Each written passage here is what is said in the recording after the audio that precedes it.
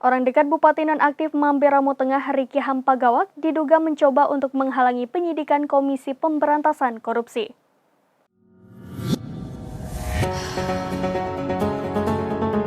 Sebelumnya saat ini Riki ditetapkan KPK sebagai saksi dalam kasus dugaan suap, gratifikasi dan tindak pidana pencucian uang.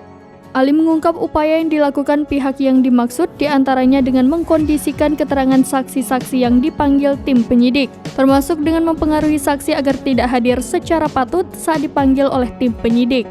Bupati Nonaktif Mamberamo Tengah Riki Hampagawak diproses hukum KPK atas kasus dugaan suap, gratifikasi dan TPPU senilai 200 miliar rupiah. Suap itu disinyalir terkait dengan pekerjaan proyek infrastruktur di pemerintahan Kabupaten Mamberamo Tengah.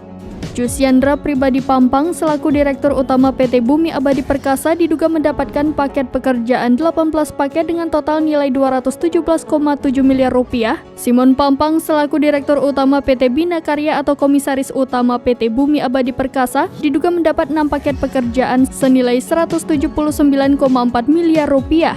Sementara Martin Toding, Direktur PT Solata Sukses Membangun mendapat 3 paket pekerjaan dengan nilai 9,4 miliar rupiah. Sebelum ditangkap, Riki Hampagawak sempat melarikan diri ke Papua Nugini pada Juli 2022. Ia disebut melarikan diri melalui jalan setapak di perbatasan Indonesia dengan Papua Nugini. KPK menangkap Riki di Abepura, Jayapura setelah menerima informasi kepulangannya ke Indonesia.